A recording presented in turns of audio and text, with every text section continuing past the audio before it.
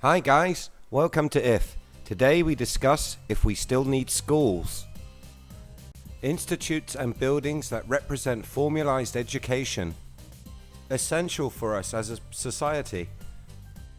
Its history and its methods date back to ancient Greece.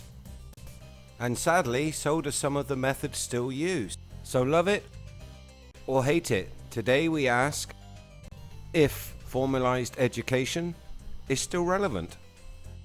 Thankfully, most education systems have changed with the times.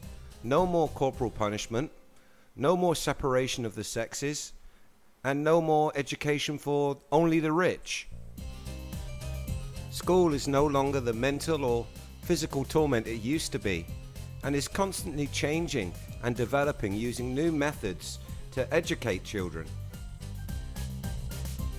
With this being said, there are problems, and the Western world is facing a large decline in its standard of education.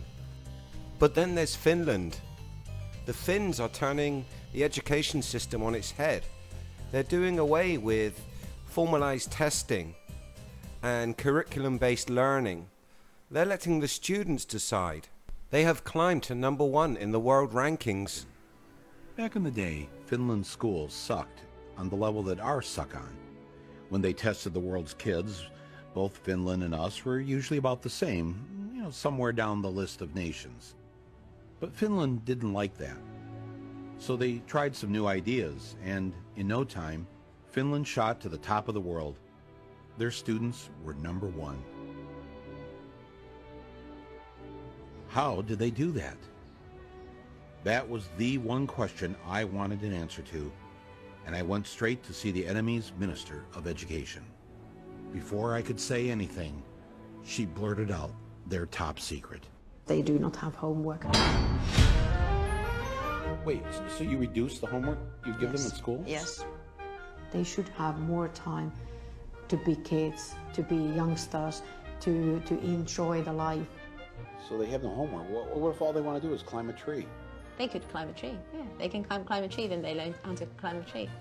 But they'll end up, while climbing the tree, probably finding out about different insects, and they can come to the school next day, tell me about what they found. Compared to the older kids, how many hours a day do the younger ones go to school? Mondays, 3 hours. Tuesdays, 4 hours. It varies. It's 20 hours a week. So oh man. Now, does this 3 or 4 hours at school include the lunch hour? Yes. How are they learning anything? How are you getting anything done? Your brain has to relax every now and then. If you just constantly work, then you stop learning. And there's no use of doing that for a longer period of time. Finland students have the shortest school days and the shortest school years in the entire Western world. They do better by going to school less. Here, it's so student-centered that when we had to redo our playground, they had the architects come in and talk to the kids. Were they listened to? Yes, there are things on our playground that the students really wanted. We try to teach them to be happy person, to respect others and respect yourself. You're concerned with their happiness. Oh yeah. What the hell do you teach? I teach math. So the math teacher says the first thing out of your mouth of what you wanted these students to get out of school was to be happy, to have a happy life. Yeah. And you're the math teacher. Yeah. When do they have their time to play and socialize with their friends and grow as human beings?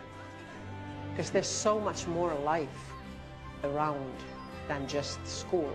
You want them to play? I want children to play. And that was the principle.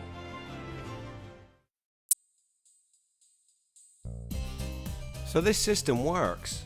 The students have better reasoning skills and practical thinking. They decide what they want as a career when they get older and they move on to higher education. So let's take it further. Let's do away with the old ideas of the 3 R's and use technology. We live in the age of the internet, along with many other new devices which would enable students to take control of their own learning. Let's look into scrapping formal education and see if it's possible. Let's use 4 key subjects as a measure. Math, foreign language, and reading and writing, of course. Let's begin with everyone's favorite, math. Today, kids are surrounded by math. They use it every day. Their social media accounts to see how many likes and how many subscribes they've gained. Do we really need to study 8 years to call ourselves competent? Most find higher math rather boring. And if you do enjoy it, then you can choose to study it in further education. Secondly, languages. French, German, Spanish, or Latin can be very difficult to study. But do we need to? There is technology out there that can help us.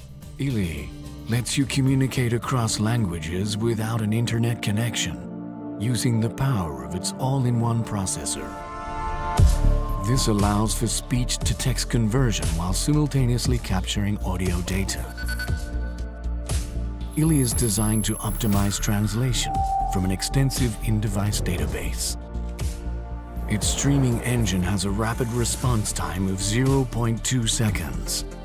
The result is a seamless translation experience.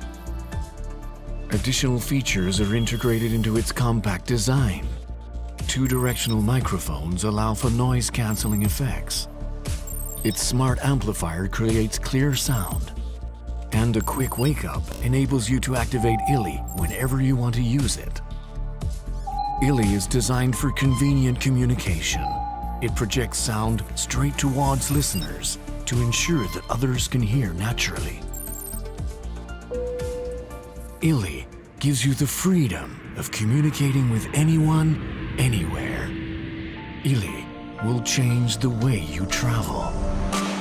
This log bar technology is amazing, but our phones can also do the same job. There are many different apps which offer translation in real time. And of course, who can forget Google Translate? If you do have a passion for language and you want to understand the more nuanced meanings in other words, then sure. But again, the path of further education is open to you. So we're now left with 2 subjects, the 2 R's if you will, reading and writing. Let's take reading. Today there are screens everywhere. iPads, computers, TVs, on buses, on trains. Reading is almost unavoidable. In fact, because of this exposure, children are learning to read younger and younger. They're not only learning their native language. Because of phones and computer chat messaging, they're learning shorthand text format, along with using emojis to converse. This new type of communication, with its emphasis on speed, using abbreviations such as YOLO and CU, LOL, is seeing the language split into 2 separate types of communication. One being used with technology due to its quick, rapid style, the other more traditional, kept for books, novels, and poetry. Both are equally valid, but how many of us will ever write a great masterpiece? So is shorthand texting and typing skills more important? Well, hold on. Don't go running for that school exit just yet. Technology has its flaws. What happens when something is broken and we do not know how to fix it? We need someone who has been educated to do that job. And relying on the web for 100% of your information, well, that's a bad move. How do we know what is true? And how do we know that that truth is not being manipulated? We need to be educated to verify the things that are online. This is where we see some of the less tangible benefits of a formal education shining through. Like being taught to do proper research, to sit, to read and study, to increase our attention spans. This is a good thing.